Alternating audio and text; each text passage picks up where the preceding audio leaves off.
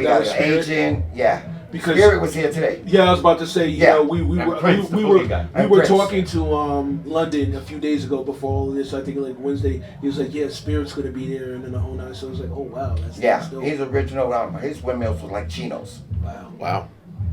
Maybe a little better. It bugs me out because we used to take the ferry, and because Arthur he was like a. Did you guys get to see the picture of the United States Breakers?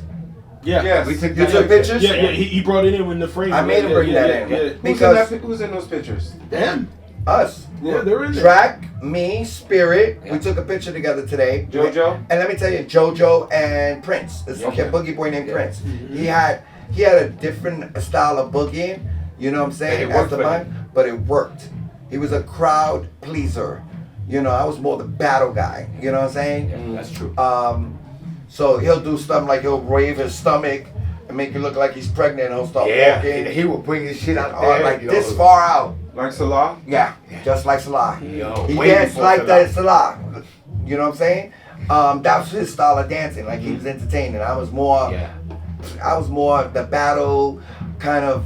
I wouldn't even clown around. The shit just be sharp. The floats would be floating like you really see me sliding. You had a more aggressive approach. Oh yeah. Much. Thank you. Mm-hmm. You know, in that perspective, and when I don't know if you've seen the little clip of me in Bronx River, the red and white suit. Mm-hmm. It was that kind of thing. I even thought I was locking. I was like, at that time. You know what? I think that footage is also on the every document. On the Freshest Kids. Yeah. Extra footage. How about so you can see that on Freshest Kids. Yeah. That shit that happened up in Bronx River. You in there? That's what I'm saying. That's okay. By that time, I was already golden. Exactly. I was already in my prime. I didn't believe that. I wasn't there. Yeah. Oh yeah, he was there. Because I had a show, like I said, I danced for Africa Islam. Africa Islam was supposed to perform that night. We were on a radio station called WHBI. We were I remember that in Newark, right? No, in Manhattan. Oh, okay. It was the first hip hop radio station. Zulu Beats, yes. First radio hip hop station. It came out at 2:00 in the morning. Yep. I was in Polk Park. Wasn't that Babito though? No. This is way before Islam, Africa Islam. Yeah, this is like. And Red Alert was his 83. Red Alert was his son. Yep. Yep, he had him under the wing. Okay. Telling you, follow me. That was the first radio show ever in the culture. Exactly. I was hanging out at Polk Park. I was with Abby, and he had the HBO crew. I said, "Yo, Abby, I'm going on the radio station doing an interview with my crew. Mm-hmm. You put on the radio and make sure you hear what I'm going to say." Because he said, "Oh, just give us a shout out." Do you happen to have any tapes of that?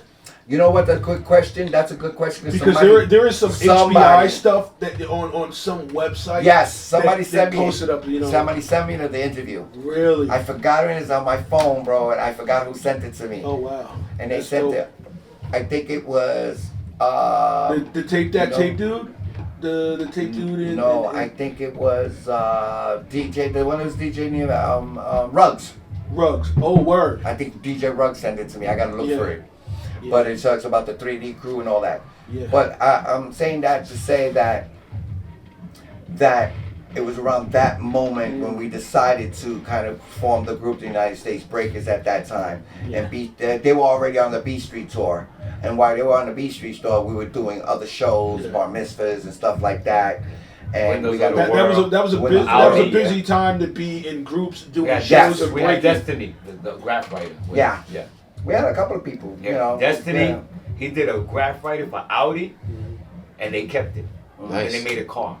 Nice. From that whole shit. So we're talking like what, 80, late 84, 85? Yeah, right on. Okay. All this happened right after B Street. Arthur Sanders was the backbone to us, yeah. So going back to Gordy, I had a manager. I did the Islam's first video. So how I landed up in Bronx River that night is that they booked us to do a show with Africa Islam. Something happened with Africa and he had another show to do. He had Red Alert play for him. So if you see, and that time Candy Girl came out. Candy Girl? Yeah. They were supposed to perform that night and they hired us to open up for New Edition. Oh, okay. So the crew members, I don't know what happened with one of the crew members. We did a routine and everything. So I had one new member come on from the 3D crew, and then it was supposed to be me, Chino, and E.T. Something happened in E.T.'s family that he couldn't come to the show. So I looked at him and said, "We got to do this, bro." So we went and we did the show, and that's how them. And at that time, the only reason that you guys get to see that footage, and it's the first time I'm saying this, it's because that footage came from Michael Holman. And when Michael Holman was in Bronx, remember filming that, he was with Chino. And I seen Chino, and I said, Chino, what are you doing here? He says, I'm here with Michael Holman. We're looking for B-boys to start a new group. What group? I wasn't aware. I didn't know until after the fact. You know what I'm saying? Wow. So I said, all right, I got to do the show. I have 5 minutes to get on stage. I never asked him what group because, you know, I'm thinking he's elevating. So it became New York City Breakers. That they became the New York City Breakers. So was FaZe in that? It was FaZe in that? I didn't see FaZe there. Yeah. You know, I didn't see that. I just knew he was there, 2 camera guys, and that's all that Bronx River footage is from Michael Holman. Okay. If it wasn't for Michael Holman to be there and them going there to look for B-boys for the group, nobody ever see that footage. I wouldn't even exist on that footage. Oh wow. Okay. Technically. All right. So in a way you could say like a blessing in disguise. Period. Because that's I mean I got photographs of me, you know, back when my first show in the club, and there was cameras in there. We were performing in it was in 14th Street.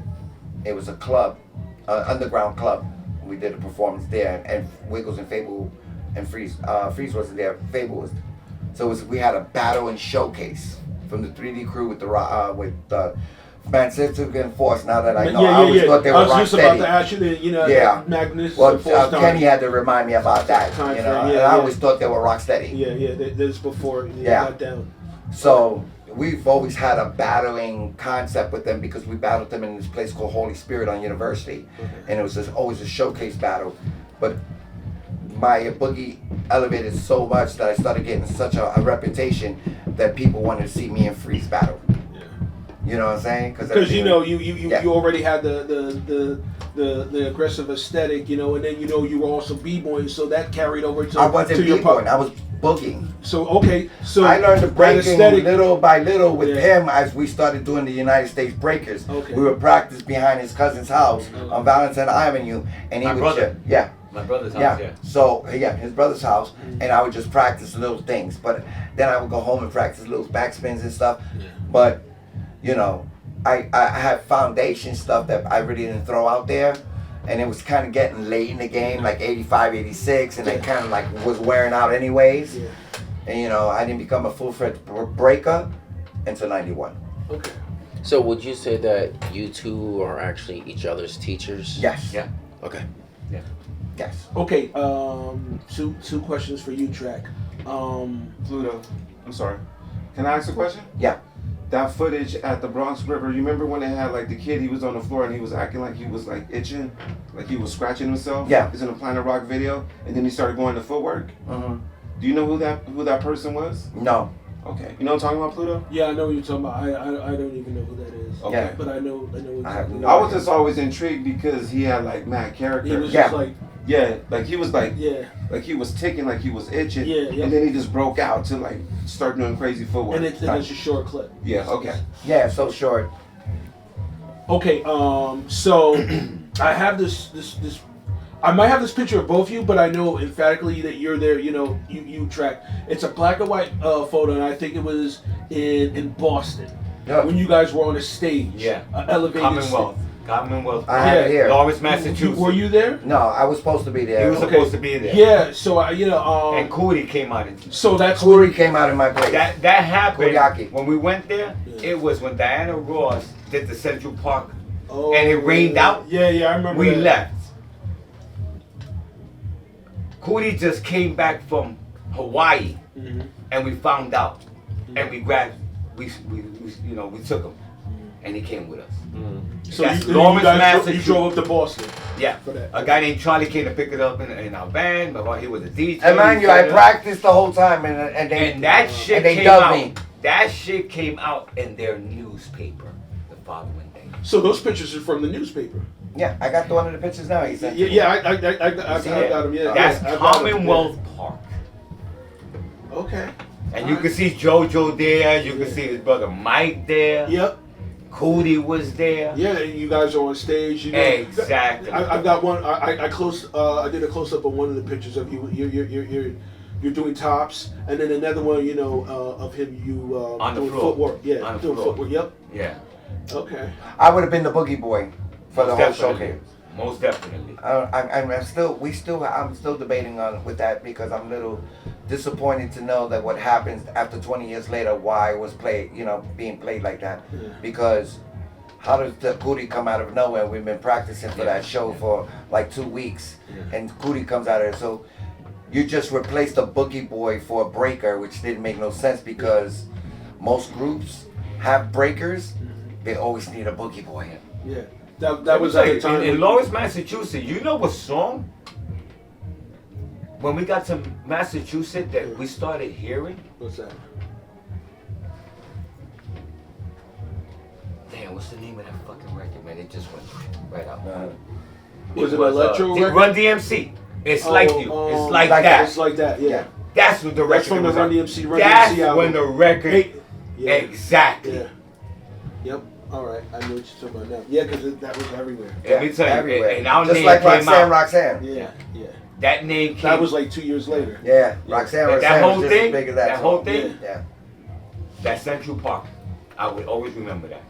So you guys were there at the Diana Ross Central Park? No, we left that same day when that happened. Oh, you guys left that same Exactly. day. on My that man day. Charlie it was came raining. down with a van. So it was raining. Exactly. Yeah. Okay. That's why I will always remember it because of that fucking concert in Central Park. That I know we left that day. Yeah. My man Charlie came down, put us in a van, and we shot up. My brother was already living there Yeah. because his old lady was out there in Lawrence, Mass. All right. So. So when Lino heard it, Mhm. he was like, "It was y'all." He's from the opposite side of it. Yeah. That was y'all. I said, "Yeah." So he saw y'all as a kid back in the day. Yeah. So He basically he read the same in Mass. That fucking that article also came out where he was at. Oh, okay. Because it is Mass. It made its rounds. Exactly. Okay. It was y'all. It was your niggas. He said, "Yeah." Yeah. So that magazine, that print that came out of the newspaper, reached him, Lino. Yeah. And he never knew it was us. I said, "That was us, motherfucker. That was y'all." And 2 years later, you Yeah. guys, Yes. confirming it and all Just that like stuff. the clip from Bronx River.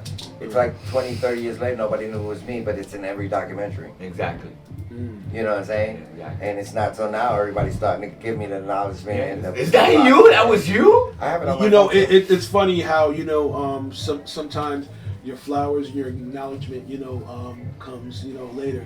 Yeah. Something I have to mention, I was when it was at the Breaking Hall of Fame, and we talked about it the night before and the variables and the whole nine. Oh, yeah. About having Trac come through and all that stuff, and then I forget who I was talking to somebody, and then out of nowhere, they said, we have an award for Trac. So out of nowhere, they came with that, which I thought was dope to acknowledge him, and give you your flowers and all that stuff. Who gave him the flowers? He got an award that night. No. No, he didn't. You didn't get an award? No. No. You know what they told me? I thought because No. I thought they gave you No, an award because I no, heard no, they gave no. you a shout Okay, out. Let me explain. So what happened was, I brought Trac Next in. one. Wait.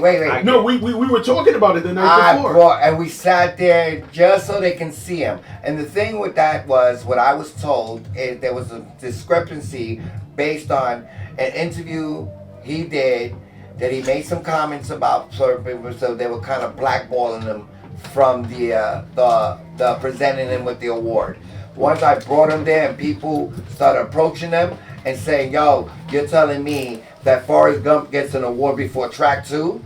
And nobody sat comfortable with that. So they came up to us and said, "Yo, we're going to give you an award next year," which is this year, 2025. So I was like, now I had to bring him here so he can show face, so you people can, because if you have an award show, there shouldn't be any bias. You understand what I'm saying? Yeah. Personal opinions, any of that, based on anything. You know who backed me up? Coke Levac. You know why?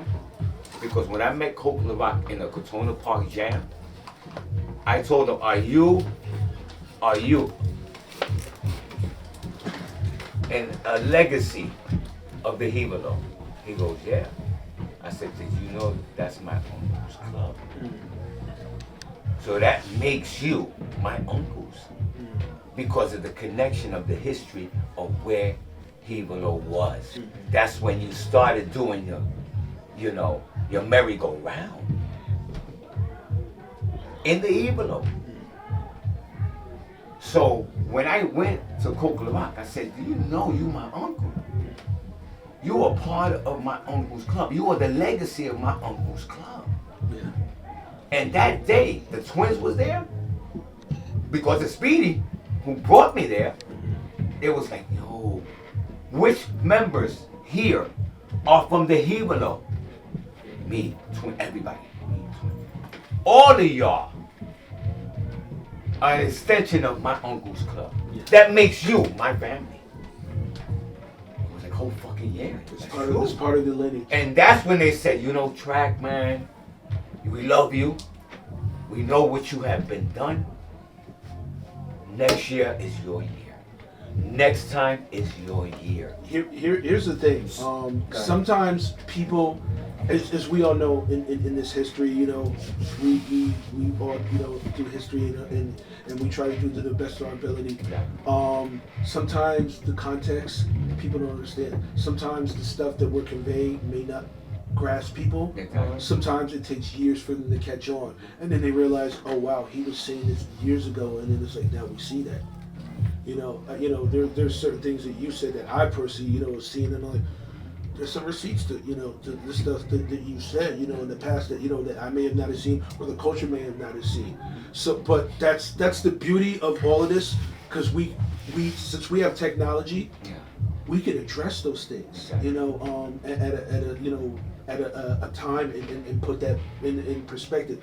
But the thing about it is the audience has to understand that what we are saying and what we are doing is an upgrade of what was going on, because we look and we find consistency with stuff that we may not have seen before, because I have this philosophy: everything is access to information. Exactly. If you have the access to certain information, your perspective is going to be different. Exactly. You could be speaking, the only person in the room speaking, and no one may not see what you say, but some years down the line, if you're continuing to do the research, they will see it.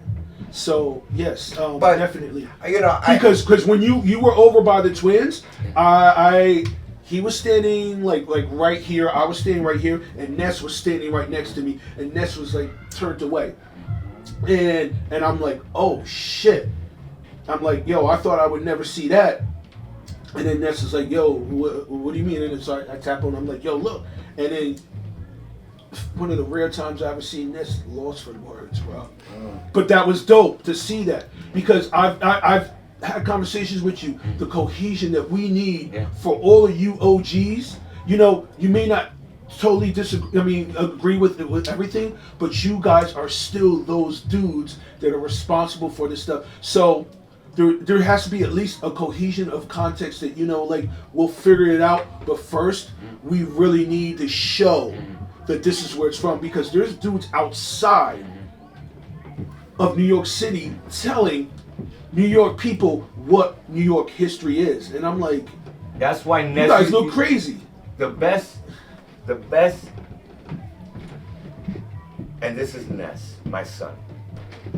He's always said it, and he said it to everybody from a Cool Hood party. He said it in front of them. Trac2 is the voice of the fucking voiceless. You need to listen to it.